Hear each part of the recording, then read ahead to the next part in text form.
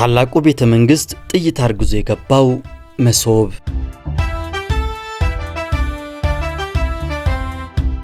ውድ የኢትዮ ትዝታ ቤተሰቦች ለዛሬ ይዘንላችሁ የቀረብነው ታሪክ በዘመነ ደርግ በታላቁ ቤተ መንግስት በመሶብ ወርቅ ተሸፍኖ ሊገባ የነበረው ጥይት እንዴት እንደተያዘ የዓይን እማኝ ከነበሩት ወታደር እሸቱ ወንድሙ ወልደ ስላሴ የተናገሩትን ታሪክ ነው። ወታደር እሸቱ ወንድሙ ወልደ ስላሴ የቤተ መንግስቱ ጠባቂ የነበሩ የሌተናል ኮሎኔል መንግስቱ ኃይለማርያምም ልዩ ጠባቂ የነበሩ ናቸው። እሳቸው በዘብ ላይ ያሉ ወደ ቤተ መንግስቱ እስር ቤት ሊገባ የነበረን መሶብ ወርቅ እንዴት እንደተያዘና የአራት ኪሎን ቤተ መንግስት እንዴት እንዳስጨነቀ ታሪኩን ዘግበውልናል። እኛም ለዛሬ ለታሪክ ማስታወሻነት ይረዳን ዘንድ ይዘንላችሁ ቀርበናል። አብራችሁን ቆዩ።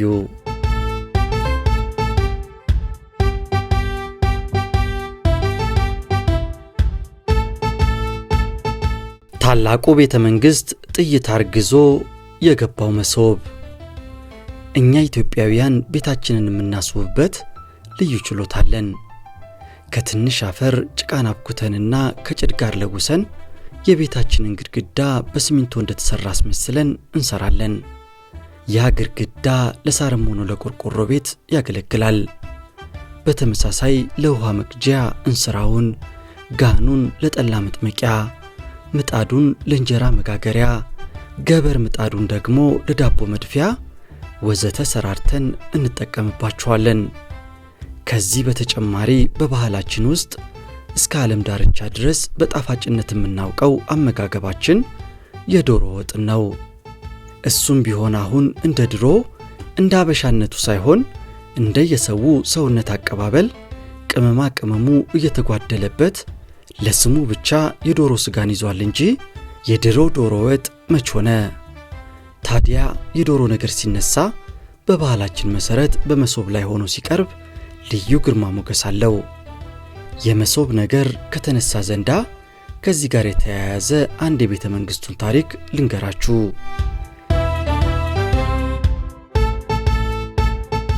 እኔ ለሚሊኒየም 2000 ካለሁበት መስሪያ ቤት ተመርጬ ብፁዕ አቡነ ጳውሎስን ለማጀብ ቅድስተ ማርያም ቤተክርስቲያን አጠገብ ባለው የአቡኑ መኖሪያ ቤት ለአጭር ጊዜ ቆይታ ገባው። ታዲያ እኚህ ትልቅ የክርስቲያኖች አባት በሚኖሩበት ግቢ ስገባ ልክ መንግስተ ሰማያት ገነት ውስጥ የገባው ያህል ነበር የተሰማኝ። በዚህ ከታላቁ ቤተ መንግስት በስፋቱም ማይተናነሰው ግቢ ውስጥ የተለያዩ ታሪካዊ ቤተክርስቲያኖች ቁልቢ ገብርኤል፣ አክሱም፣ ላሊበላ የተባሉ በደብሮቹ ቅርጽ የተሰሩ መንፈሳዊ ክፍሎች አሉበት። በወቅቱ ለበዓሉ አከባበር ከተለያዩ ሀገራት የመጡ ጳጳሳት በእነዚህ ክፍሎች ነው ቆይታቸውን የሚያደርጉት። እነዚህ ከተለያዩ ሀገራት የመጡት ቀሳውስትና ጳጳሳት ከአዲስ አበባ ሂልተን ሆቴል በቀን 2 ጊዜ እየመጣላቸው ቁርስና ምሳቸውን ብፌ ተዘጋጅቶ ይመገባሉ። እኔም አጃቢ በመሆኔ ከነሱ ጋር አነሳለሁ። የእራቱን ነገር ለግቢው ደህንነት ሲባል 100 የሆኑ የፖሊስ አባላት በፈረቃ የሚጠብቁ ነበሩና ከነሱ ጋር እመገባለሁ። ማታ ወደ ቤቴ ተመልሼ ጠዋት 1 ሰዓት ላይ ምድብ ስራዬ ላይ እገኛለሁ።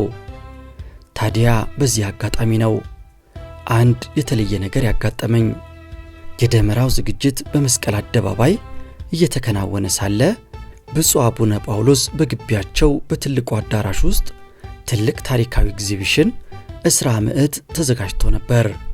ይህንን ኤግዚቢሽን መርቀው የሚከፍቱት እሳቸውና እሳቸውን መሰል የሆኑ ጳጳሳትም የነበሩ ሲሆን ዝግጅቱ ሁሉ ተጀምሯል።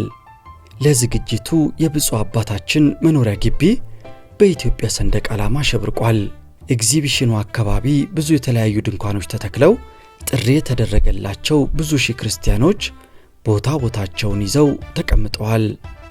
ብፁዕ አባታችን ከመኖሪያ ቤታቸው ሲወጡ ሙሉ ነጭ ልብሳቸውን የለበሱ ሲሆን በወርቅ የተሰራና የድንግል ማርያምን ምስል የያዘ መስቀል በደረታቸው በቀኝ በኩል ቁልቁል ወርዷል።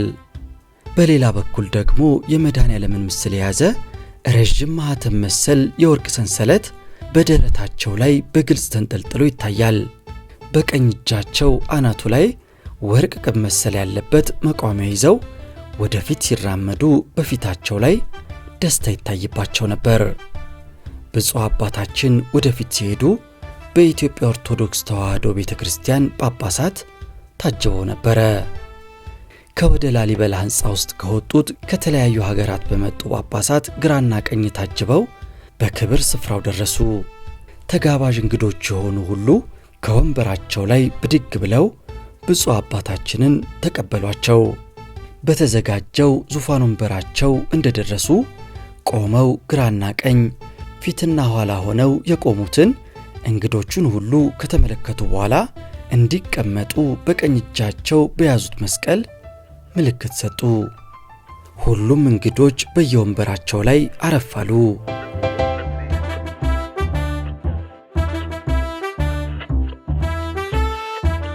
ብፁዕ አባታችን ተደላድለው እንደተቀመጡ አንድ ልጅ እግር የያዙትን መቋሚያ ተቀበላቸው። በግራና ቀኝ የተቀመጡት የውጭ አገር ጳጳሳት ሁሉ በተመደበላቸው ቦታ ላይ ሁሉም በሥርዓት ተቀምጠዋል። የብፁዕ አባታችን ዙፋን በግራና ቀኝ ያሉት የተለያዩ ሀገራት እንግዶች ወደ ኋላቸው 3 እግር ርቀው ተቀምጠዋል። እነሱም ቢሆን ሃይማኖታዊ ስነ ስርዓት ተከትለው የሚገባቸውን ሁሉ ይዘዋል። ከነሱ ኋላም የኢትዮጵያ ኦርቶዶክስ ተዋሕዶ ቤተክርስቲያን ምእመናን ተቀምጠዋል። አለባበሳቸው ግን የተለያየ ነው። አንዳንድ ሴቶች የሐበሻ ልብስ ለብሰዋል። ወንዶቹ ብዙዎቹ ሙሉ ልብስ ለብሰው ከረባት ያሰሩም ያላሰሩም ነበሩ። አለፍ አለፍ ብለውም የብፁዕ አባታችን የግቢ ውስጥ ሰዎች ዲያቆናትና ቀሳውስት ሁሉ ልብሰ ተክህኗቸውን ለብሰዋል። የኢትዮጵያ ኦርቶዶክስ ተዋሕዶ ቤተክርስቲያን ዘጋቢዎች መቅረጸ ድምጽና የምስል ማንሻቸውን ይዘው ከወዲያ ወዲህ እያሉ ታሪካዊ ክንውኖቹን ሁሉ ይሰበስባሉ። ምን እነሱ ብቻ፣ ከውጭ ሀገር የመጡትም ልክ እንደነሱ በየቦታው እየተዘዋወሩ ታሪኩን ይዘግባሉ። በዚህ መሃል ላይ አንዲት በሚያስገርምና በሚያስደንቅ ቀለማት ያማረች ሴት የኢትዮጵያን ሰንደቅ ዓላማ በልዩ ጥበብ አሰፍታ ባንዲራችንን በሹሩባ ጸጉሯ ዙሪያ እንደ ሻሽ ለብሳ ትታይ ነበር። ካንገቷ ስር በጥቁር ማህተብ የብር መስቀል አስራለች። ካንገቷ በታች ደግሞ መላ ሰውነቷ ሁሉ የኢትዮጵያን ባንዲራ ለብሷል። መላው ለበዓሉ የተጋበዘ ሕዝበ ክርስቲያን ከተቀመጠበት ወንበር ላይ ብድግ ብሎ ይመለከታታል። እሷ ግን ወደፊት በክርስቲያናዊ ተዋህዶ ልቧ የተሰበረ ትመስል ነበርና ብፁዕ አባታችን ፊት ስትደርስ 2 እጆቿን ግራና ቀኝ በደረቷ ላይ አጣምራ በርከክ ብላ ሰላምታ ሰጠቻቸው። እሳቸውን ባማረው ነጭ ፂም የተከበበውን ፊታቸውን ፈገግ አድርገው በእነዛ ትናንሽ ባማሩ አይኖቻቸው በቀስታ እየተመለከቷት በቀኝ እጃቸው የተከበረውን መስቀል ብድግ አድርገው ጠበቋት። ያቺም ሴት ከንብርክኳ ተነስታ 1-2 እርምጃ ተራምዳ ጉልበታቸውን ግራና ቀኙን ሳም ሳም አደረገችና ለተዘረጋው ቀኝ እጃቸው መላ ሰውነቷን ሰጠቻቸው። በዚያ በያዙት መስቀል አዟዙረው አሳለሟትና ተባረኪ ልጄ አሏት። በዚህ ሁኔታ ውስጥ እያለን ከአራቱ ማዕዘናት እልልታው አንድ ቀለጠ። ወዲያው ያቺ ሴት ከውስጧ የሆነ ነገር ደርሶላታል መሰለኝ። እንባዋ በጉንጮቿ ላይ እንደ ድምፅ አልባ ዝናብ በሁለት አይኖቿ ይፈሱ ጀመር። ወደ መጣችበት ስትመለስም እልልታው በፍጹም አልቆመም ነበር። ጥቂት ቆይቶ ሴትየዋ 2 ነጫጭ የሐበሻ ቀሚስ የለበሱ ሴቶችን አክላ 3 ሆነው የኢትዮጵያ ብሔራዊ ባንዲራ የለበሱ 3 ትላልቅ መሶቦችን ይዘው ተመለሱ።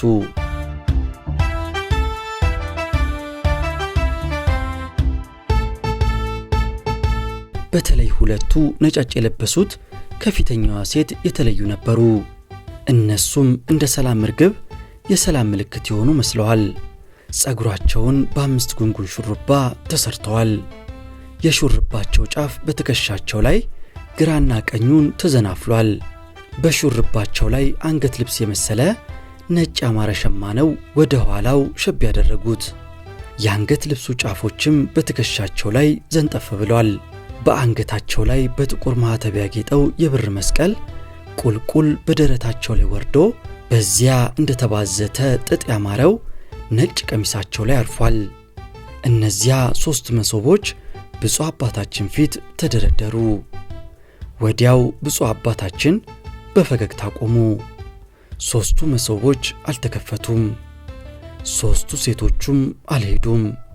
የበዓሉ ተጋባዥ እንግዳ ሁሉ ብድግ ብለው ቆሙና ወደፊት መመልከት ያዙ። ብፁዕ አባታችን መስቀላቸውን ከፍ አድርገው 3ቱን መሶቦች ባረኩ። ወዲያው 3ቱ ሴቶች የኢትዮጵያ ብሔራዊ ሰንደቅ ዓላማ የለበሱትን የ3ቱን መሶቦች ክዳን ከነባንዲራቸው ብድግ አድርገው ገለጡላቸው። 3ቱ መሶቦች በውስጣቸው 2 ህብስት ወይም ድፎ ዳቦ ተነባብሮ ተቀምጧል። ይህ ብቻ ሳይሆን በመካከለኛው መሶብ ውስጥ ወርቃማ ቀለም ያለው የዳቦ መባረኪያ ቢላዋ ተቀምጧል። 3ቱ ዳቦዎች በሥላሴ የተመሰሉ ነበሩ። ብፁዕ አባታችን ድምፃቸውን ዝግ አድርገው በረከታቸውን ሰጡና ቢላውን ብድግ አድርገው ከመሃል ያለውን ዳቦ 2 ቦታ ሲከፍሉት ተሆነና ተገመሰ። የቀሩት 2ቱን መሃላቸውን ወጋ ሲያደርጉት ለሁለተኛ ጊዜ ከወደ መሃል አንድ ቀጠን ያለ የሴት ድምፅ እልልታውን ሲያሰማ በየአቅጣጫው ለሁለተኛ ጊዜ እልልታው ቀለጠ። 3ቱ ሴቶች ብፁዕ አባታችን ፊት ለፊት የተባረኩትን 3 መሶቦች ግጣማቸውን ገጥመው ይዘዋቸው ወዳመጡበት ተመለሱ። ከትንሽ ቆይታ በኋላ እነዛ ዳቦዎች ላይን በሚያማምሩ ማቅረቢያዎች ተቆራርሰው በየአቅጣጫው ለተጋባዥ እንግዶች መታደል ያዙ። ይህም ለትንሽ ሰዓታት ከተካሄደ በኋላ እዚያ አካባቢ የነበረው ስነ ስርዓት ተፈጸመ። ብፁዕ አባታችን ጥቂት ሰዎች ቀረብ ብለው የሆነ ነገር ሲነግሯቸው ወዲያው አንገታቸውን መለስ አደረጉትና ከተቀመጡበት ብድግ ብለው የተዘጋጀውን ኤግዚቢሽን መርቀው ለመክፈት ሄዱ። ከዚህ በኋላ ብፁዕ አባታችን ወደሚቀጥለው ወደ መስቀል አደባባዩ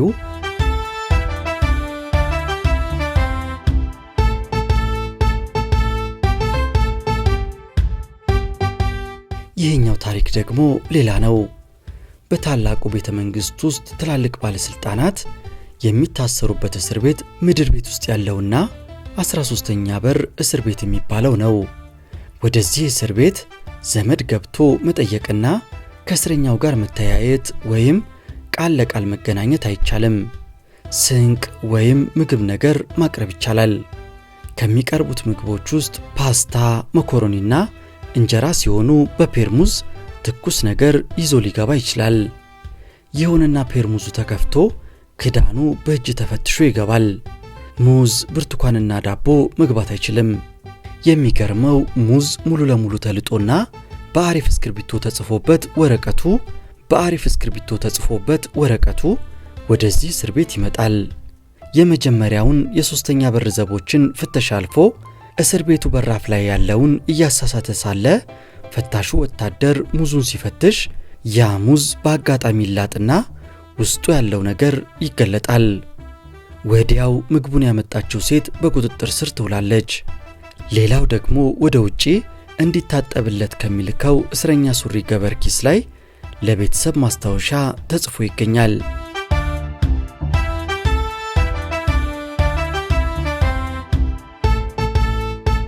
13ኛ በር እስር ቤት ፊት ለፊቱን ለአዲስ አበባ ሂልተን ሆቴልን የሰጠው ሲሆን ወደ ውስጥ ሲገባ በረጅሙ እንደ መኪና ማቆሚያ የመሰለ የቆርቆሮ ቤት አለ።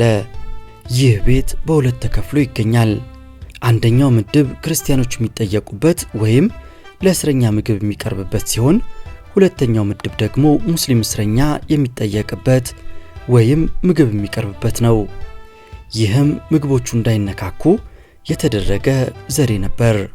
በእነዚህ ሁለት ምድቦች ውስጥ 8 ወታደሮች፣ 4ቱ በምድብ 1 ውስጥ፣ 4ቱ በምድብ 2 ውስጥ በጥንቃቄ ተመድበዋል። በእነዚህ ምድቦች ውስጥ 2ቱ ምግቦችን ይፈትሻሉ፣ 2ቱ ደግሞ የጠያቂውን ስምና ንብረት ሁሉ ይመዘግቡና ወደ እስር ቤቱ ለሚያመላልሱት ወታደሮች ይሰጣሉ። እነዚህ 2 ወታደሮች ዕቃውን ያመላልሳሉ። ምግብ ሁሉ በመጣበት ዕቃ ውስጥ ሆኖ በሹል እንጨት ወደ ውስጥ ወጋ እየተደረገ ይፈተሻል።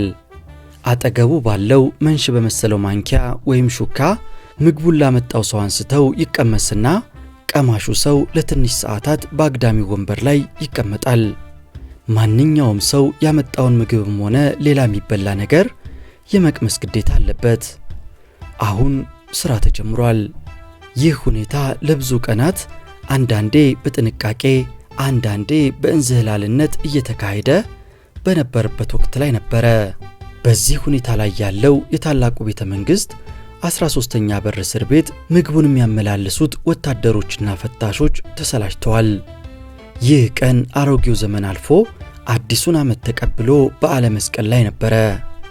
በዚህ አሰልቺ ወቅት ጠያቂ ወይም ስንቅ አቀባዮች በሰልፍ ቆመው 3ኛ በር በወንዶችና በሴቶች ተጨናንቋል። ቀኑ ከወትሮው ለየት ያለ ነበር።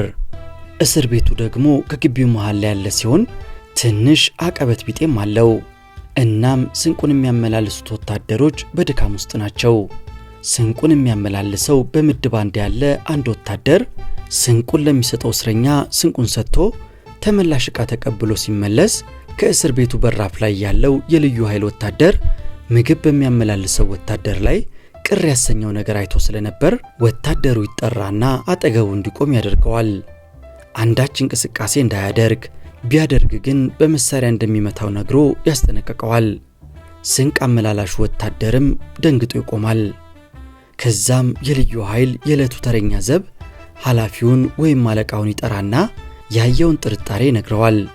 የዘብ ኃላፊው ግን ለሁለተኛው ጊዜ በራፍ ላይ ያለው ይፈትሽ ብሎ ያንገራግርበታል። የ13ኛ እስር ቤት ዘብ ግን የዘብ ኃላፊውን ባለማመኑ የያዘውን መሳሪያ አቀባብሎ ይይዝና ወታደሩን ትንሽ እንቅስቃሴ ወይም ሌላ አክሽን ብታሳየኝ እርምጃ ወስድብሃለሁ ይለውና ከዘብ ቤቱ በራፍ ላይ ያለውን የግቢውን የውስጥ ስልክ አንስቶ ለዕለቱ የግቢው ተረኛ መኮንን 13ኛ በር እስር ቤት እክል ገጥሞታል፣ በአስቸኳይ ድረሱ ሲል ጥሪውን ያሰማል።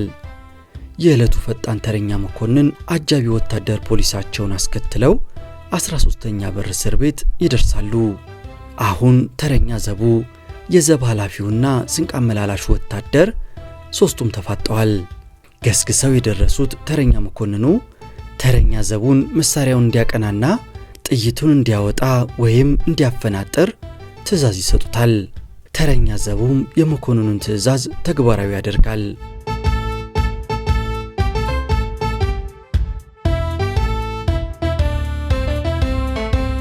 ወዲያው ወደ ተረኛው ዘብ በመጠጋት የሆነውንና ያየውን ሁሉ ይጠይቁታል። ተረኛ ዘቡም ለተረኛ መኮንኑ ስንቅ አመላላሹ ወታደር የሆነ ነገር ከእስረኛ ተቀብሎ በልብሱ ውስጥ የሸጎጠ መሆኑን ይነግራቸዋል።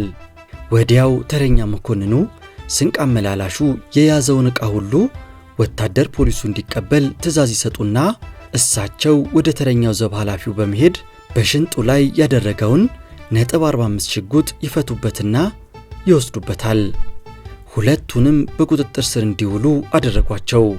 መኮንኑ ተረኛው ዘብ የነገራቸውን ነገር ችላ ብለው ቢያልፉት እሳቸው ጋር ሌላ ነገር ይመጣባቸው ነበርና እሳቸው የወሰዱት እርምጃ አድኗቸዋል። የዕለቱ ተረኛ የዘቡን ወታደር በሥራው በመገረም ተረኛ መኮንኑ ተረኛው ዘብ በዚህ ግቢ እንዲቆይላቸው ፈለጉ። ተተኪ የዘብ ኃላፊው እስኪመጣ አንተ በዚህ ግቢ ውስጥ እንድትቆይ፣ ተረኛ ዘቦች ሁሉም መሳሪያቸውን ሁሉ በጥንቃቄ እንዲጠብቁ ብለው የእስረኞቹን ዕቃ የሚያመላልሰውን ወታደርና የዘብ ኃላፊውን ይዘው ወደ ዘመቻ መምሪያው ይሄዳሉ። የዕለቱ የግቢው አጠቃላይ ተረኛ የነበሩት 100 አለቃ ዓለሙ የሽጥላ የዘመቻው መምሪያ ምክትል ኃላፊ የዘብ ኃላፊውን ውጪ በወታደር ፖሊስ አስጠብቀው ሲያበቁ የዕለቱ ስንቅ አመላላሹን ወታደር ይዘው ሲገቡ ወታደሩን አተኩረው አዩትና ምንድነው የተፈጠረው ሲሉ ጠየቁ። ተረኛ ዘቡን ያመለከተው አሉ ተረኛ መኮንኑ። ምን ብሎ ምን ተሰራ ብሎ በማለት ጠየቁ። የዕለቱ ተረኛ መኮንኑ የያዙትን ልብሶችና ሳህን 100 አለቃ ዓለሙ የሽጥላ ፊት አድርገው መፈተሽ ጀመሩ። ተረኛ መኮንኑ ረጋ ብለው ነበርና የሚፈትሹት ከእስረኛ ተመላሽ ልብስ ውስጥ በእጅ የተጻፈ ትልቅ ወረቀት አወጡ። 100 አለቃ ዓለሙ የሽጥላና ተረኛው መኮንን ተያዩ። መቶ አለቃ ዓለሙ ሽጥላ ወዲያው አጠገባቸው ቆመውን ወታደር ፖሊሱን በአስቸኳይ ሄዳችሁ ሰውየውን ያሳይህና ይዘህና አሉት። ወታደር ፖሊሱ ስንቅ አመላላሹን ይዞ ወደ ስንቅ መቀበያ ቦታ ሲሄድ ስንቁን ያመጣው ሰው ስንቁን ሰጥቶ ከቦታው ተሰውሯል። በፍጥነት ከግቢው ወጥቷል። ወታደር ፖሊሱ የስም ዝርዝር የያዘውን ደብተር እንደያዘ ምግቡን ፈትሾ ያሳልፈው ወታደር አጠገቡ ደርሶ ከስም ዝርዝሮቹ መጨረሻ ላይ ያለውን ስም ወይም ስንቁን ያመጣውን ሰው ይጠይቀዋል። በዚህ ብዙ ሰዎች በማስተናገድ ላይ ያለው ፈታሽ ወታደር አላወቀውም፣ ልብም ብሎ አላየውም ነበር። የሚተዋወቁትም ምግቡን ከሚያመላልሰው ወታደር ጋር ነበርና በሁኔታው ፈታሹም ደንግጧል።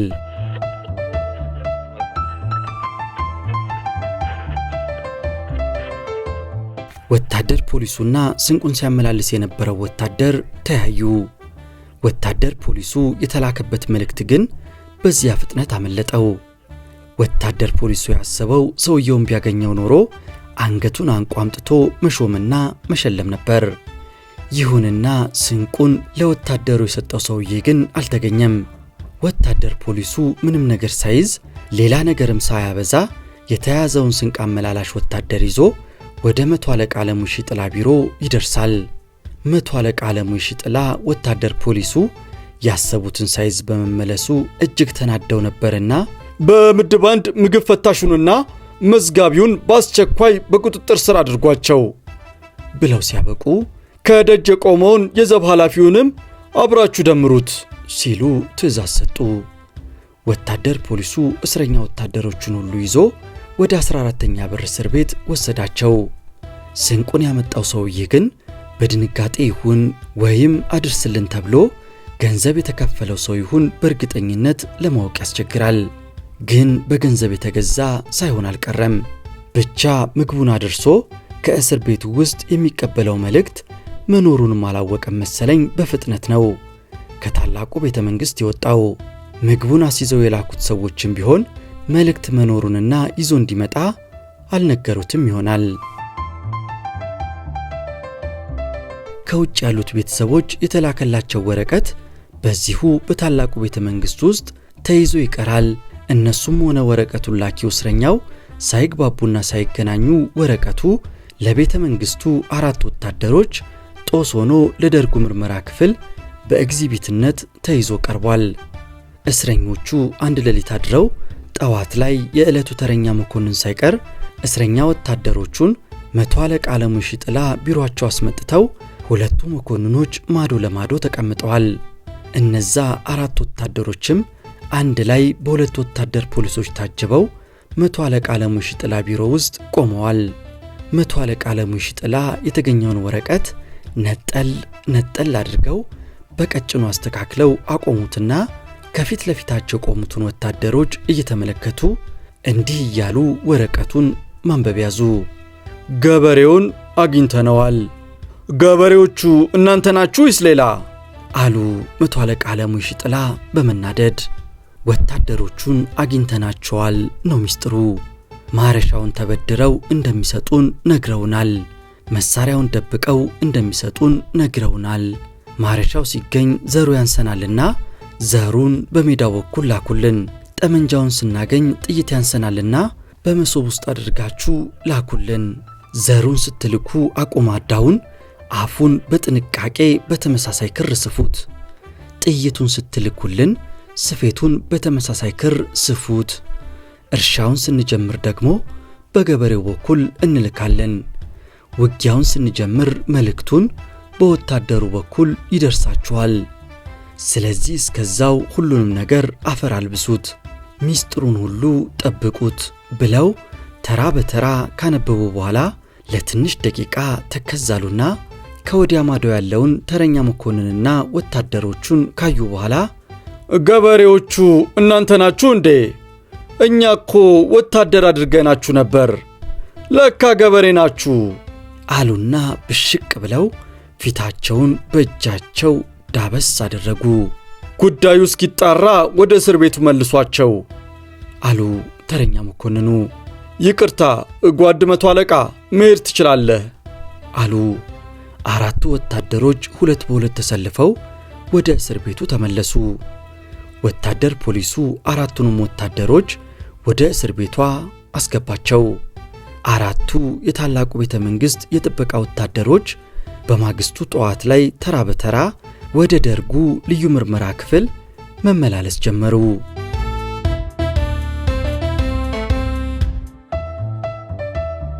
በምሳ ሰዓት ላይ ከስንቅ አቀባዩ ወታደር ላይ የተገኙትን ልብስ፣ ሳህንና ወረቀት የምርመራው ክፍል መርማሪ የ10 አለቃው ይዞ ወደ ምርመራ ክፍል ሲገባ አየሁት። 100 አለቃ አለሙ ይሽጥላ ጉዳዩን የደርጉ ልዩ ምርመራ ክፍል እንዲያውቀው ከማድረጋቸው በፊት አንድ ፈጣን ሥራ ሰርተዋል። ይህም እስረኞቹን ጠያቂዎች እንዳይጉላሉና ነገሮች ሁሉ ከግቢው ወጥተው ለውጭው ሕዝብ እንዳይደርሱና እንዳይዛቡ በምድብ አንድ ስንቅ አመላላሹ ምትክ ተክተዋል። ጉዳዩን ወደ ታላቁ ቤተ መንግሥት ገብተው ከተሰለፉት ጠያቂዎች መካከል አንድም የነቃም ሆነ ያወቀ አልነበረም። ሥራውም ቢሆን ወዲያው ነው የተጀመረው። የደርጉ ምርመራ ክፍል አባላት አሁን የተያዙትን አራት ወታደሮች ጉዳይ ለማየት ጉዱን ተያይዘውታል። ይህንን ጉዳይ ከመጀመራቸው በፊት የምርመራ ክፍሉ የራሱ አባላት የሆኑትን 3 ወታደሮች ከሳህኑ ላይ የተሰጣቸውን ስም ይዘው በምድብ አንድ ውስጥ የክትትል ሥራቸውን ጀምረዋል። የታላቁ ቤተ መንግሥት የግቢው ጠባቂ ወታደሮች ጉዳዩን ወዲያው ነው የሚሰሙት። ግን የመጠየቅና በጉዳዩ ዙሪያ ምንም አይነት ሐሳብ መሰንዘር ለነሱ የተፈቀደ ስላልሆነ እርስ በርሳቸው ይሰላለላሉ። የደርጉ ምርመራ ክፍል አሁን በተያዙት ወታደሮች ላይ ምርመራውን በቃለ መጠይቅ ጀምሯል። ወደ 13ኛ በር እስር ቤት ግን አሁን አልሄደም። በተያዙት ወታደሮች ላይ ጠበቅ ያለ ምርመራ ሲያደርግ መነሻ የሆነው የዕለቱ የጥበቃ ተረኛ ዘብ የነበረውን ወታደር ብዙነህ አያሌውን መጠየቅና የእንቅስቃሴውን ሁኔታ ነበር ለጉዳዩ መነሻ የያዘው። በዚህ ሁኔታ ውስጥ 13ኛ በር እስር ቤት ውስጥ የታሰሩትና ወረቀቱን የጻፉት እስረኛ ግን ለጥያቄ አልቀረቡም። በእርግጥ የእሳቸው ጉዳይ ምንም አይቸግርም። ለምን ብትሉ በሳህኑ ላይና በደብተር ላይ የእስረኛው ሙሉ ስም ስላለ ምንም አላሰጋቸውም። እዚህ ላይ 100 አለቃ አለሙ ይሽጥላ የተሳሳቱት ነገር አራቱ የታላቁ ቤተ መንግሥት የጥበቃ ወታደሮች በወታደራዊ ስነ ስርዓት ማረፊያ ቤት መታሰር ሲገባቸው ሙሉ በሙሉ ጸረ አብዮተኞች ተብለው ከታሰሩት ጋር ማሰሩ አግባብ አልነበረም። ይህም ጉዳይ የግቢውን የጥበቃ ወታደሮች ሁሉ ያነጋገረ ጉዳይ ነበረ። ማንም የግቢ ውስጥ ሰራዊት አባል እንኳን ሰላም አይላቸውም። አንድ ቀን ታዲያ የዘመቻው መምሪያ በጽሑፍ ዕለታዊ መዝገቡ ላይ ተመዝግቦ ጠዋት የዘመቻ መምሪያውን የዕለቱን ዕቅድ የሚጎበኙትን ሌተናል ኮሎኔል መንግስቱ ይህንን ትንሽ ወረቀት በግቢው ዕለታዊ ሁኔታ ላይ ተመዝግቦ ያገኙታል። ሌተናል ኮሎኔል መንግስቱም ስለተገኘው ወረቀት የዘመቻውን ምክትል ኃላፊ የነበሩትንና የዕለቱ ከፍተኛ ተረኛ መኮንን የሆኑትን 100 አለቃ አለሙ ይሽጥላን ምንድነው የዚህ ወረቀት ጉዳይ ሲሉ ይጠይቋቸዋል። ከእስር ቤት ውስጥ ተደብቆ ሊወጣ ሲል የተገኘ ነው ይሏቸዋል። ወረቀቱን ተቀባዩን ይዛችሁታል? አልተያዘም። በፍጥነት እንዲያዝ ብልክም ተሰውሮብናል። ደካሞች ናችሁ። ከወረቀቱ በፊት ያለውን ሰው ነበር መያዝ የነበረባችሁ። ጉዳዩና ምስጢሩ ሁሉ ያለው ወረቀቱን በሚወስደው ሰው ላይ ነው። ለመያዝ በአስቸኳይ ወታደር ፖሊሱን ልኬው ነበር፣ ግን በፍጥነት ተሰውሯል። እሺ፣ የተያዘው ወረቀት የታለ? ወደ ምርመራው ክፍል ከወታደሮቹ ጋር ልኬዋለሁ። ጠላቶቻችን አሁንም አልተኙልንም ማለት ነው? እንደ አሸን ይፈላሉ። በል ሚስጥሩ እንደታወቀ በአስቸኳይ እንዲገለጽልኝ ይሁን ሲሉ በዕለቱ ሁኔታው ላይ ምልክት አድርገው ከዘመቻው መምሪያው በዝምታ ወጡ። 100 አለቃ አለሙ ይሽጥላ እስከ ደርጉ ጽሕፈት ቤት ድረስ ሲከተሏቸው ሌተናል ኮሎኔል መንግስቱና መኮንኑ አልተነጋገሩም። 2 የልዩ ኃይል አጃቢ ወታደሮች አንድ ከፊት አንድ ከኋላ ሆነው ይከተሏቸው ነበር። 100 አለቃ አለሙም ሌተናል ኮሎኔል መንግስቱ መናደዳቸውን አውቀዋል መሰለኝ። ሳይሰናበቷቸው ነበር ወደ ቢሮአቸው የተመለሱት።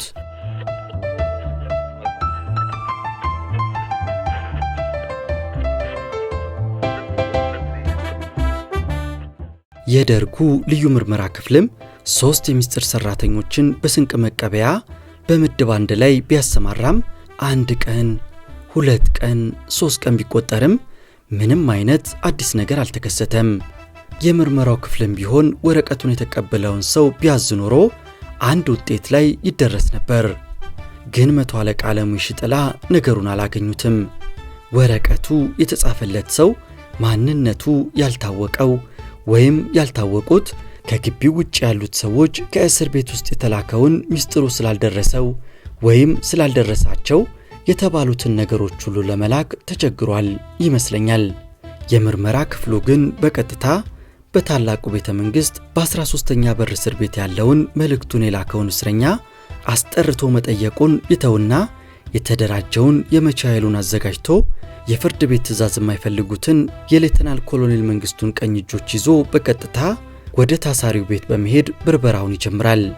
በዚህ ብርበራ መሃልም የቤት ሰራተኛ የሆነችውን ሴት ለማስደንገጥ ብሎ አንድ የመቻ ኃይሉ አባል በመሳሪያው አፈሙዝ ወገቧን ወግቶ ወለሉ ላይ ይዘርራታል። ቤቱም ከስሩ ጀምሮ ይበረበራል። በዚህ ብርበራ ውስጥ 2 ትላልቅ መሶቦች ይገኛሉ። ሁለቱ መሶቦች ቅርጻቸው ሁሉ ተመሳሳይ ነው። ምንም አይነት ልዩነት የላቸውም። የመቻ ኃይሉ ቡድን መሪ የሆኑት መኮንንና የምርመራው ክፍል አሳሽ መኮንን እየተያዩ በጥርጣሬ ያሸበረቀውን አንድ መሶብ ወደ መኪናው እንዲወሰድ ትዕዛዝ ሰጡ። 2 ወታደሮች መሳሪያቸውን በጀርባቸው አድርገው ወደ መኪናው ውስጥ አስገቡት። በዚህ ትልቅ ግቢ ውስጥ ከቆሙ ዓመታትን ያስቆጠሩ የተለያዩ ትላልቅ መኪኖች ነበሩ። በቤቱ ውስጥም እጅግ በጣም አጓጊ ነገሮች አሉበት። ቢኖሩም ማንም የመቻ ኃይል አባል ወታደሮች ለማንሳት ወይም ለመውሰድ አልጓጉም። መሶቡን ከጫኑ በኋላ ዙሪያውን ይጠብቁ የነበሩት ወታደሮች ሁሉ ወደ መኪኖቹ ላይ እንዲሳፈሩ ትዕዛዝ ተሰጣቸው። ቀልጣፋዎቹ የመቻ ኃይል ወታደሮችና የደርግ ኃይል በቀልጣፋ ወታደራዊ እንቅስቃሴ በየመኪኖቹ ውስጥ ተሳፈሩ። መኪኖቹ ሁሉ ተነስተው ጉዟቸውን ጀምረዋል። ታላቁ ቤተ መንግስት ከተፈተሸው ቤት ቢርቅም መድረስ አይቀርምና ተደረሰ። በክብር የመጣው መሶብ ከምርመራ ክፍል ውስጥ በመጡት መርማሪ ፖሊሶች ተይዞ ወደ ልዩ ምርመራ ክፍል ውስጥ ገባ። ከታላቁ ቤተ መንግስት የወጡት መኪኖች ሲመለሱ ሁለተኛ በር ላይ የቆሙት የወታደር ፖሊሶች መመለሳቸውን ለመቶ አለቃ ዓለሙ ይሽጥላ ስልክ ደውለው ይነግሯቸዋል። እሳቸውም በዚያ ቀጭን ረዥም ቁመታቸው አጃቢ ወታደር ፖሊሳቸውን አስከትለው እንደ አቦ ሸማኔ እየተወረወሩ ምርመራ ክፍል ውስጥ ይመጣሉ። ምርመራው ክፍል በር ላይ ወታደር ፖሊሱን አቁመው እሳቸው ወደ ምርመራው ክፍል ውስጥ ገቡ። የምርመራው ክፍል አባላት በመጣው መሶብ ላይ ለመወሰን ሰብሰብ ብለው የተለያዩ ሐሳቦችን ያንሸራሽራሉ። መቶ አለቃ ዓለሙ ውጤቱ ምን ሆኖ ተገኘ ቢሉም መልስ የሰጣቸው አንድም ሰው አልነበረምና የመሶቡን ክዳን አንስተው እጅታውን መፈተሽ ጀመሩ።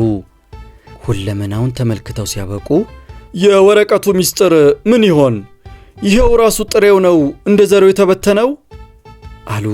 የምርመራው ክፍል ሹም ግን መቶ አለቃ ዓለሙ ይሽጥላን ተመለከቱና መቶ አለቃ ዓለሙ ጉዳዩ እኮ ገና ነው፣ አሁን መናገሩ ትንሽ ይቸግራል አሏቸው። መቶ አለቃ ዓለሙ ይሽጥላ ድጋሚ ሳይጠይቁ ከምርመራ ክፍል ቢሮ ወጥተው ወደ ቢሮአቸው ተመለሱ። የደርጉ ዘመቻ መምሪያና የደርጉ ልዩ ምርመራ ክፍል በየበኩላቸው ስራቸውን ተያይዘውታል። መሶቡ ቢከፈትም ምንም አይነት አጠራጣሪ ነገር አላዩበትም። በኋላ ላይ ግን የደርጉ ስልጡን የሆኑት ፖሊሶች በረቀቀ ዘዴ የተሰፋውን የመሶብ መሃል ስፌቱን ማላቀቅ ጀመሩ። በተቻለ ጥንቃቄም የመሶቡ መሃል ሲፈቱት በአስደናቂና አስገራሚ ሁኔታ የክላሽንኮፍ ጠመንጃ ጥይቶች በመሶቡ መሃል ላይ ተጋድሞ ተገኙ። በዚህ አዲስ ግኝት የተደነቁት መርማሪዎች በፍጥነት ለመቶ አለቃ ዓለሙ ይሽጥላ ስልክ ይደውሉላቸዋል። መቶ አለቃ ዓለሙም በፍጥነት መጥተው የተገኘውን ነገር ሲያዩት በመገረም በወረቀቱ ላይ የተጠቀሰው ዘሩ የተባለው ለካ ይህ ጥይት ኖሯል በማለት ወደ ዋናው የምርመራ ክፍል ሹም በመሄድ መሶቡን ለሌተናል ኮሎኔል መንግስቱ በጠዋት እንዲያሳዩአቸው ነግረዋቸው ተመለሱ።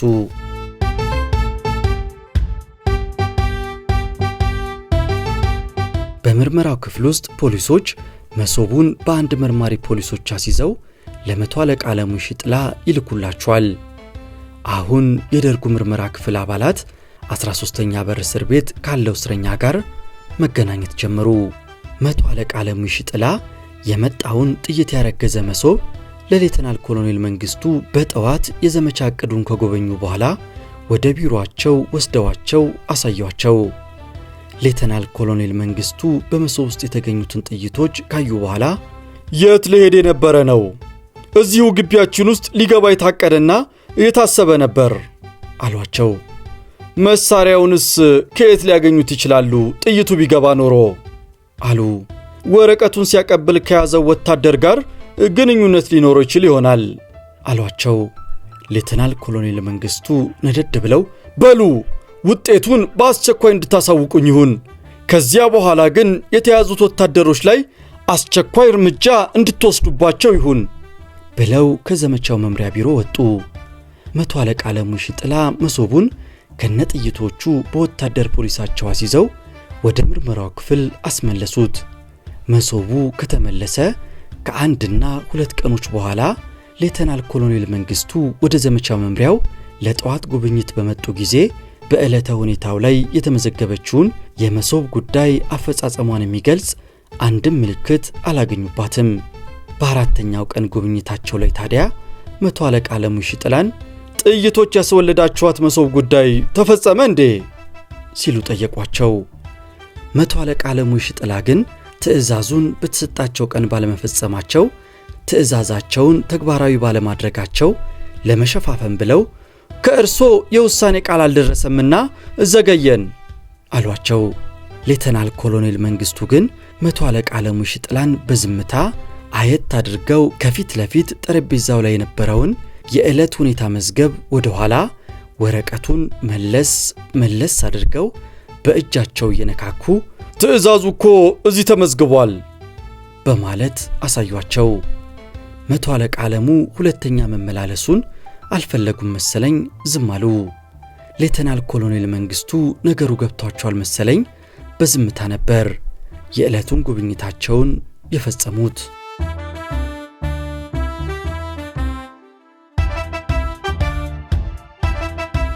ሂደቱ ግን እየተካሄደ ስለነበር የደርጉ ልዩ ምርመራ ክፍል በአራቱ ወታደሮች ላይ ያካሄደው የምርመራ ውጤት ሳይታወቅ ወታደሮቹ ከሳምንት ቆይታ በኋላ ወዴት እንደሄዱ ሳይታወቅ የውሃ ሽታ ሆነው ቀሩ።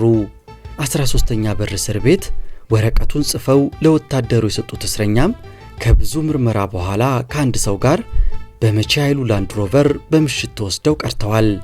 ታዲያ የመጀመሪያው በአቡኑ መኖሪያ ቤት ያየነው መሶብ ዳቦ ሲያበላ ታላቁ ቤተ መንግስት ጥይት አርግዞ የገባው መሶብ ወታደሮቹንና ወረቀቱን የጻፈውን እስረኛ ጥይት ነበር ያበላቸው ይሉናል የቀድሞ ልዩ ኃይል አባል የነበሩት ወታደር እሸቱ ወንድሙ ወልደ ስላሴ የሌተናል ኮሎኔል መንግስቱ ያልተነገሩ ሚስጥሮች በሚለው መጽሐፋቸው ላይ። እኛ ለዛሬ ለታሪክ ማስታወሻነት ይረዳን ዘንድ ይዘንላችሁ ቀረብን። በቀጣይ በአዲስ ታሪክ እንገናኝ። ይህም የኢትዮጵያ ታሪክ ነው።